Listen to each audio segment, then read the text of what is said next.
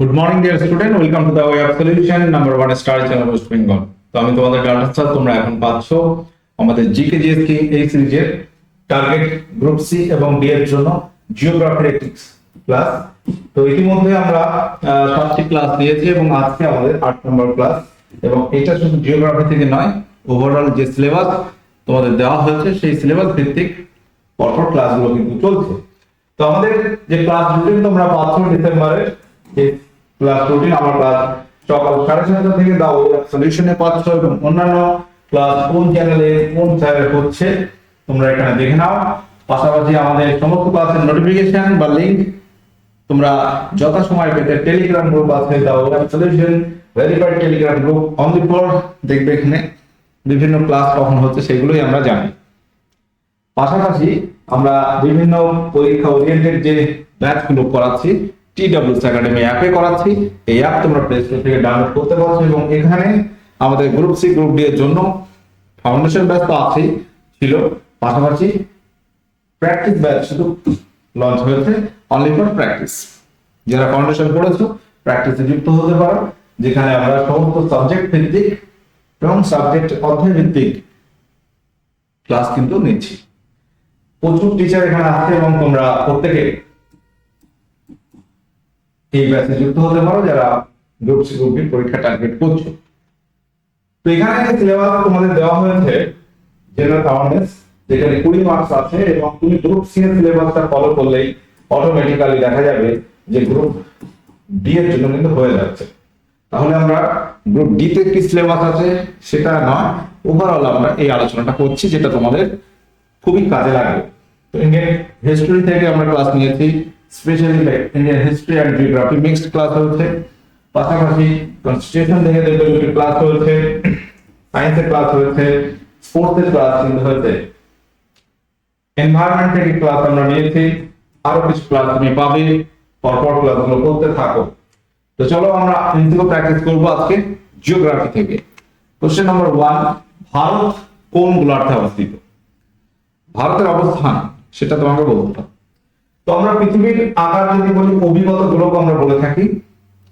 তো আমরা যখন ছবি আঁকি এরকম একটা ছবি আঁকি এই টাইপের, যেখানে পৃথিবীটাকে এরকম দুটো গোলার্ধে ভাগ করা। এটা হচ্ছে 0 ডিগ্রি অক্ষরেখা, যেটাকে আমরা বলি মূল মধ্যরেখা, নিরক্ষরেখা, নিরক্ষরেখা, এটাকে বলা হয় 0 ডিগ্রি অক্ষরেখা বা নিরক্ষরেখা। এই নিরক্ষরেখা এগুলো কিন্তু কাল্পনিক, যে পৃথিবীতে কেউ এরকম দাগ দিয়েছে এরকম একটা লাইন টেনে দিয়েছে এরকম কিন্তু নয়, একটা কাল্পনিক রেখা। উপরের দিকটা বলা হয় উত্তর, নিচের দিকটা বলা হবে দক্ষিণ। তাহলে দুটো গোলার্ধ হলো উত্তর এবং দক্ষিণ।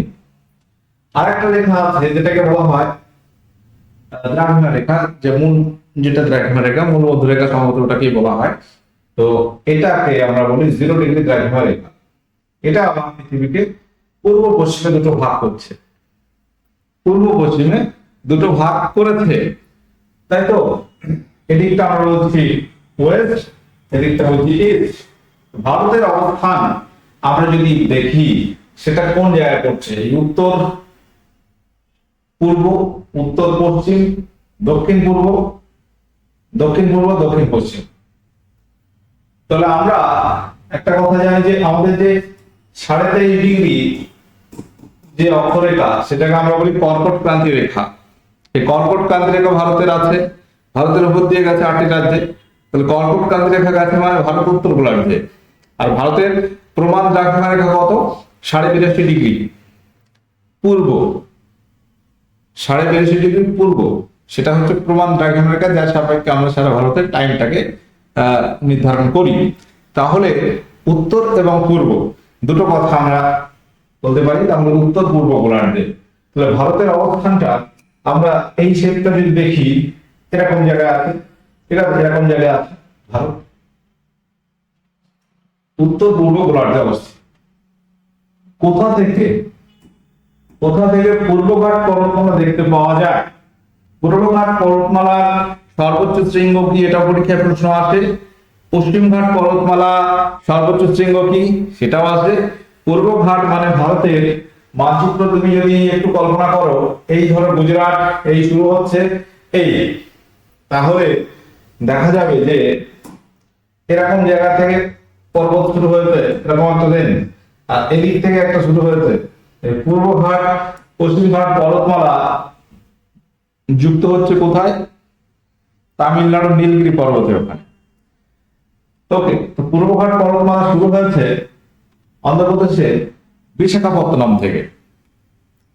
বিশাখাপত্তনম এই জায়গা থেকে শুরু হয়েছে ধরো। ওকে, তো বিশাখাপত্তনম কোথায়? অন্ধ্রপ্রদেশে। পূর্বঘাট পর্বতমালার সর্বোচ্চ শৃঙ্গ কি বলো তাহলে? পূর্বঘাট পর্বতমালার হাইয়েস্ট পিক হচ্ছে জিন্দাগাদা।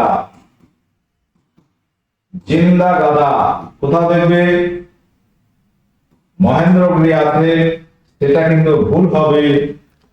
জিন্দাগাদা রাইট অ্যান্সার হবে। পূর্বঘাট পর্বতমালার সর্বোচ্চ শৃঙ্গ তাহলে জিন্দাগাদা। আর পশ্চিমঘাট পর্বতমালা, ওয়েস্টার্ন ঘাট সর্বোচ্চ শৃঙ্গ আনাইমুদি।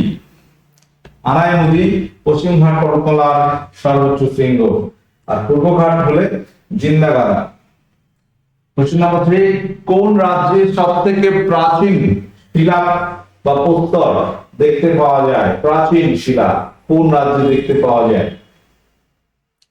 বিহার, উত্তরপ্রদেশ, কর্ণাটক, আসাম।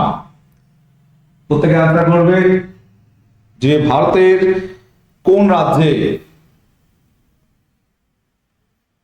প্রাচীন শিলা দেখা যায়? সঠিক উত্তর মনে রাখবে বিহারে আছে। বিহার, বিভিন্ন বিহারের পর্বতমালা আছে যেখানে প্রাচীন শিলার সন্ধান পাওয়া যায়। পরবর্তী কোশ্চেন আসবে, কত সালে পাঞ্জাব রাজ্যটি ভেঙে যাচ্ছে এবং পাঞ্জাব ও হরিয়ানা নামক দুটো রাজ্যের সৃষ্টি হচ্ছে? খুব ইম্পর্টেন্ট কোশ্চেন। তো ভারত যখন স্বাধীন হয়, স্বাধীনতার পরে আমরা দেখব যে বেশ কিছু ছোট ছোট রাজ্য থাকে, 5টারও বেশি, এবং সেগুলো কিছু পরবর্তীতে 1950 সালে এসে 500টি অত নয়, কয়েকটা প্রদেশ ভাগ করা হয় এবং ক, খ, গ, ঘ 4টে সেকশন করা হয়। তারপরে 1956 সালে স্টেট রিঅর্গানাইজেশন অ্যাক্ট আসছে, রাজ্য পুনর্গঠন আইন। রাজ্য পুনর্গঠন আইন কবে আসছে? 1956 সালে। সেই রাজ্য পুনর্গঠন আইন অনুসারে 1956 সালে টোটাল 14টি রাজ্যের স্বীকৃতি পায় আর 6টি কেন্দ্রশাসিত অঞ্চল ছিল। 1956 সালে কথা আমি বলছি।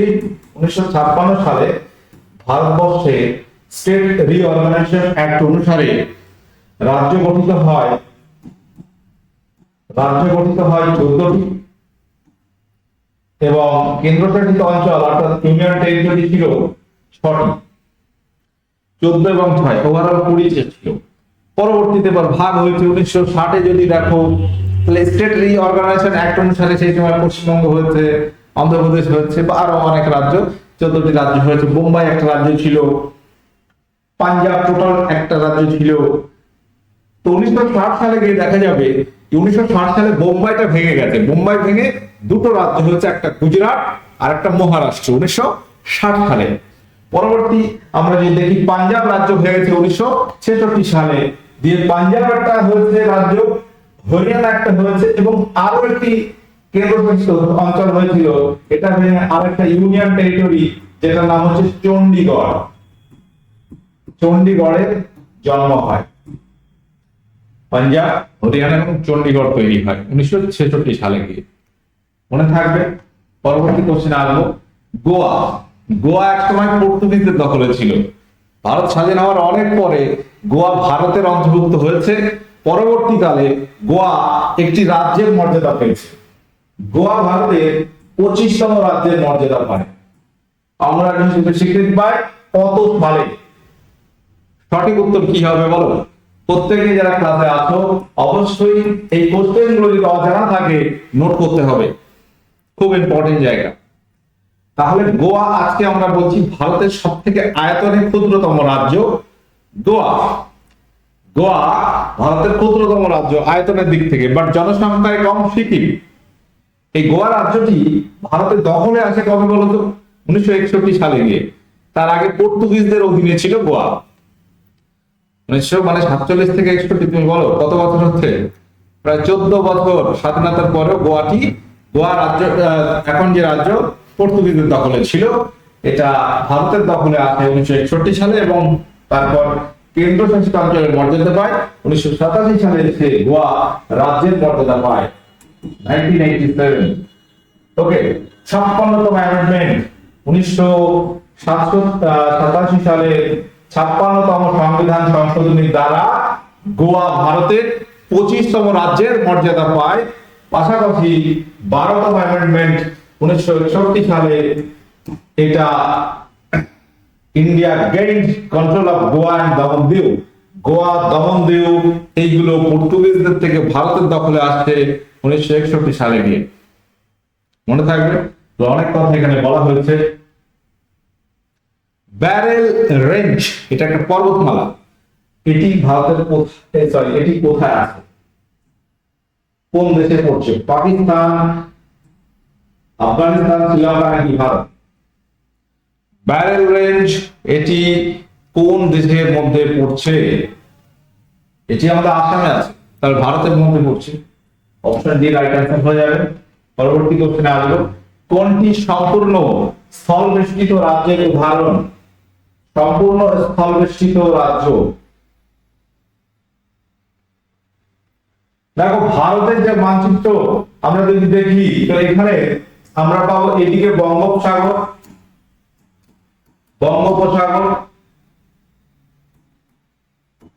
তাই তো, পশ্চিমে আছে আরব সাগর, অ্যারাবিয়ান সি, এবং আমরা দক্ষিণে পাবো ভারত মহাসাগর।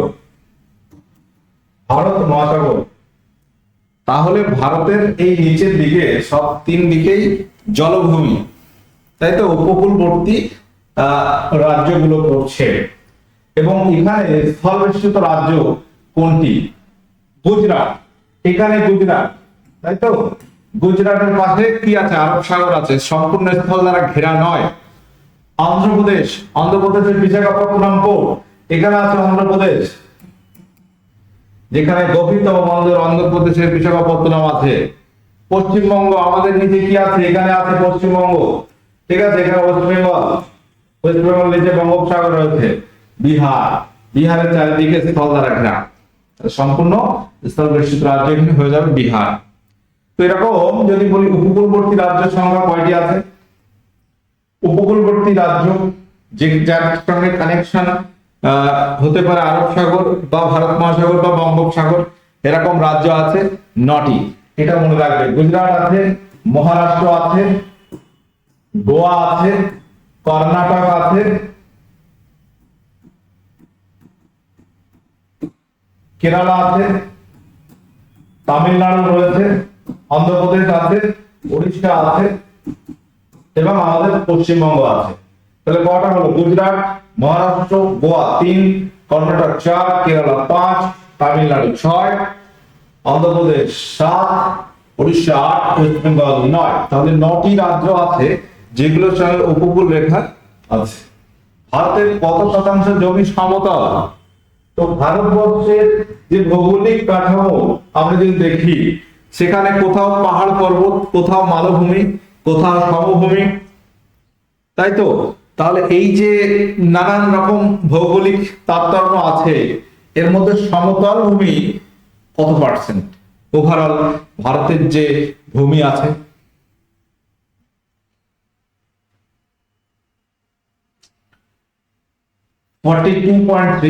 বাংলায় আছে 42.3%, 43.3, 41.3, 40.3, মানে 40, 41, 42, 43। অপশন বি 43.3% অ্যাপ্রক্স জমি হচ্ছে সমতল, অর্থাৎ ভারতের বেশিরভাগ জমি সমতল, বেশিরভাগ জমি বা ভূমিরূপ সমতল বলা যাচ্ছে না। ওভারঅল 43% সমতল আছে, বাদ বাকি উঁচু নিচু আছে, তাই তো। 50-হাফেরও কম সমতল ভূমি আছে। পূর্ব ঘাট এবং পশ্চিম ঘাট, এই কোশ্চেনটা আলোচনা অলরেডি করে ফেলেছি আমরা। পূর্বঘাট এবং পশ্চিমঘাট পর্বতমালা কোথায় এসে মিলিত হয়েছে? পূর্বঘাট, ইস্টার্ন ঘাট আর ওয়েস্টার্ন ঘাট, এই যে পর্বতমালা মিলিত হয়েছে কোথায়? পরীক্ষায় প্রশ্ন, পিএসসি ক্লার্কশিপ, এটা রাজ্যের পরীক্ষার প্রশ্ন। কার্ডান পাহাড় আন্নামালায়, নীলগিরি নাকি পালানি পাহাড়? তাহলে উত্তর নীলগিরি পাহাড়, আগেই আমরা বলেছি। অপশন সি এখানে সঠিক উত্তর হবে। কোশ্চেন নাম্বার 10 আসছি, ভারতের দক্ষিণে কি অবস্থিত? সঠিক উত্তর কি হবে বলো? দেখো কোশ্চেন গুলো কিন্তু খুব ইন্টারেস্টিং এন্ড খুবই মানে কি বলবো, ইম্পর্টেন্ট। পরীক্ষায় এসেছে অনেক কোশ্চেন, এখানে অনেকগুলো সাল আমি লিখে রাখিনি, বাট বেশিরভাগ পরীক্ষা আসা প্রশ্ন, এবং খুব একটা তুমি বলতে পারো না ইজি কোশ্চেনও নয়, এগুলো একটু মানে বেশ মানে মডারেট টাইপের কোশ্চেনই আছে, আমি বলবো একটু মাথা ঘামাতে হবে। এই যে কোশ্চেনটা তুমি দেখতে পাচ্ছ, ডিরেক্ট অ্যান্সার তুমি কন্যাকুমারী করতে পারো, কিন্তু উত্তর হবে ভুল। দেখো ভারতের যে মূল ভূখণ্ড, আবার একটা ছবিটা আঁকছি মানে বোঝানোর জন্য, কিন্তু এখানে এন্ড হচ্ছে না, এখানে রয়েছে কন্যাকুমারী বা কেপ কুমারী। কিন্তু শুধু ভারত এইটুকু তো না, এখানে দেখবে এরকম ফোটা ফোটা আন্দামান নিকোবর দ্বীপপুঞ্জ রয়েছে। ওকে, আন্দামান নিকোবর দ্বীপপুঞ্জ, আন্দামান নিকোবর দ্বীপপুঞ্জ এখানে কিছুটা আছে যেটা ভারতের আন্ডারে, এবং আমরা বলি যে ভারতের একেবারে দক্ষিণতম বিন্দু সেটা হচ্ছে ইন্দিরা পয়েন্ট, একেবারে দক্ষিণতম বিন্দু ইন্দিরা পয়েন্ট, যেটি আছে নিকোবর দ্বীপপুঞ্জে। তাহলে নিকোবর দ্বীপপুঞ্জ এটা একদম দক্ষিণে এখানে বলতে হবে অবস্থিত। লাক্ষাদ্বীপ সেটা তো পশ্চিম দিকে আছে। দক্ষিণ দিকে আমরা বলি যে আন্দামান নিকোবর দ্বীপপুঞ্জ, যেখানে ইন্দিরা পয়েন্ট আছে, এখানে তুমি বলবে ইন্দিরা পয়েন্ট আছে। ইন্দিরা পয়েন্ট এটা হচ্ছে দক্ষিণতম বিন্দু, পূর্বতম, দক্ষিণতম, উত্তরতম, এই বিন্দুগুলো কি কি মনে আছে তোমাদের? ইন্দিরা পয়েন্ট যেটা একেবারে ভারতের দক্ষিণতম বিন্দু, নিকোবর দ্বীপপুঞ্জে আছে। পাশাপাশি উত্তরতম বিন্দু হচ্ছে ইন্দিরা কল, পশ্চিমতম বিন্দু গুজরাটের গুহারমতি, আর পূর্বতম বিন্দু অরুণাচল প্রদেশের কিবুথু। এই চারটে বিন্দু মনে রাখতে হবে। যদি বলে পূর্বতম রাজ্য কি? অরুণাচল প্রদেশ। পশ্চিমতম রাজ্য কি? গুজরাট। পরবর্তী কোশ্চেনে আসি, মালদা, যদি প্রশ্ন এখানে আসতো যে ভারতের মূল ভূখণ্ড, মূল ভূখণ্ড মানে এটা, ঠিক আছে, মূল ভূখণ্ড, সেখানে দক্ষিণতম বিন্দু হচ্ছে কন্যাকুমারী, এখানে আছে কন্যাকুমারী, কন্যাকুমারী বা কেপ কুমারী যেটা ইংলিশে আমরা বলি, কন্যাকুমারীটা আছে মূল ভূখণ্ডে। এই কোশ্চেন গুলো বুঝে অ্যান্সার করতে হবে। কোশ্চেন নাম্বার 11 বলছে মালদা কথাটির অর্থ কি? সমভূমির দেশ, মালভূমির দেশ, পাহাড়ি দেশ, বালুকাময় দেশ। কিছু অর্থ রিলেটেড কোশ্চেন পরীক্ষায় অনেক সময় দিয়ে দেয়। দেখো এই যে আলোচনাটা হচ্ছে, তোমার যে কোনো পরীক্ষায় তুমি এই আলোচনাটা থেকে পরীক্ষায় কোশ্চেন হতে পারে, এবং প্রত্যেক পরীক্ষার জন্য ইম্পর্টেন্ট। অপশন সি এখানে সঠিক উত্তর হবে পাহাড়ি দেশ। কোশ্চেন নাম্বার 12, মাইথন গ্যাস বিদ্যুৎ প্রকল্প এটি ভারতের কোন রাজ্যে অবস্থিত? মাইথন গ্যাস বিদ্যুৎ প্রকল্প ভারতের কোন রাজ্যে অবস্থিত? পশ্চিমবঙ্গ, উড়িষ্যা, ঝাড়খণ্ড, বিহার। এখানে তুমি সঠিক উত্তর কোনটি করবে? মাইথন গ্যাস বিদ্যুৎ প্রকল্প এটি আছে ভারতের ঝাড়খণ্ড রাজ্যে। কোশ্চেন নাম্বার 13, নিচের কোনটি ভারত এবং শ্রীলঙ্কার মধ্যে সীমানা নির্দেশ করে? বান্নার উপসাগর, পপ প্রণালী, পপ উপসাগর, মালাক্কা প্রণালী। প্রত্যেকে এটা পারবে আশা করি। তো ভারত এবং শ্রীলঙ্কার মধ্যে আমরা দেখব পপ প্রণালী আছে, পপ উপসাগর নয়। মান্নার উপসাগর আছে, বাট সেটা সীমানা নির্দেশ করে না, পপ প্রণালী হচ্ছে সীমানা নির্দেশ করে। পরবর্তী কোশ্চেন আসলো, নিচের কোন প্রণালী দ্বারা নিকোবর, কার নিকোবর এবং লিটল আন্দামান দ্বীপকে পৃথক করেছে? কোন প্রণালী এই দুটো দ্বীপকে আলাদা করেছে? বা আন্দামান একটা দ্বীপ, নিকোবর একটা দ্বীপ, তাই তো? এখানে অসংখ্য দ্বীপ আছে, শুধু এই দুটো নয়, ছোট ছোট অনেক দ্বীপ মিলে আন্দামান নিকোবর দ্বীপপুঞ্জ হচ্ছে। নিকোবর এবং আন্দামান দুটো কথা যখনই পাবে, আন্দামান এবং নিকোবর যখনই পাবে, সেটা হয়ে যাবে 10 degree channel. 10 degree channel. 9 degree আছে কি লাক্ষাদ্বীপ মিনিকয়, মালদ্বীপ মিনিকয় 8 ডিগ্রি চ্যানেল আছে। ইউরোপের দীর্ঘতম নদী নাম কি? ইউরোপের দীর্ঘতম নদী কি হবে? দানিউব, ভলগা, টেমস, রাইন। ইউরোপের দীর্ঘতম নদীর নাম হচ্ছে ভলগা নদী। লন্ডন শহর টেমস নদীর তীরে অবস্থিত। ভারতের কোন রাজ্যের উপকূল রেখা দীর্ঘতম? উপকূল রেখাটা দীর্ঘতম, তাহলে উপকূল রেখা আছে আমরা জানি যে 9টি রাজ্যে উপকূল রেখা আছে, এবং 9টি রাজ্যে যে উপকূল রেখা আছে, কোন রাজ্যে বেশি আছে?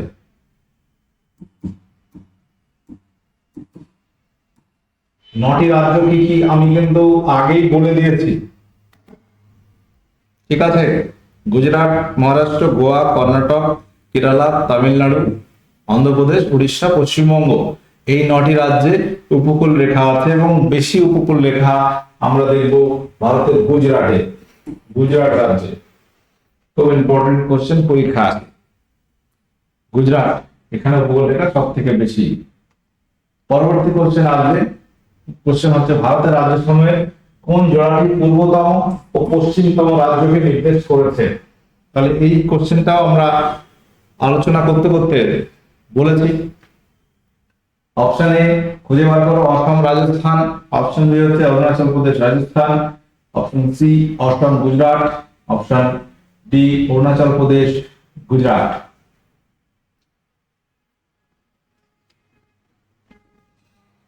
তাহলে এখানে সঠিক উত্তর কি হবে বলো? খুব দারুণ একটি প্রশ্ন। ভারতের যে রাজ্য আছে 28টি, তার মধ্যে সব থেকে পূর্ব দিকে আমরা কি বলেছি? অরুণাচল প্রদেশ। আর পশ্চিম দিকে আছে গুজরাট। তাহলে অপশন ডি এখানে আমরা সঠিক উত্তর করব। ক্লিয়ার? করতে গেলে এই ধরনের কোশ্চেন পরীক্ষা আসে। কোশ্চেন নাম্বার 18, 2011 সালের জনগণনা অনুসারে ভারতের সাক্ষরতার হার কত? 2011 সালের জনগণনা অনুযায়ী ভারতের সাক্ষরতার হার কত?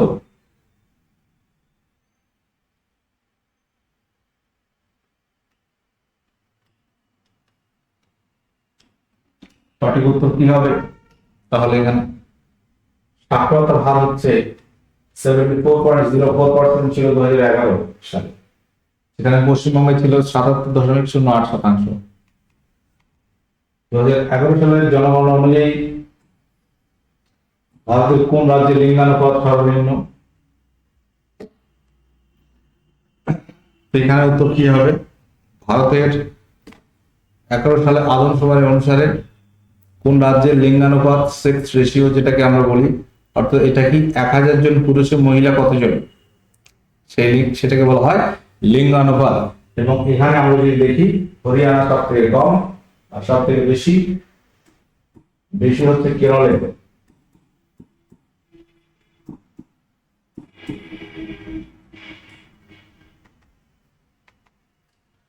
নিম্নলিখিত শহরগুলির কোনটি কর্কট ক্রান্তি রেখার অধিক নিকটবর্তী?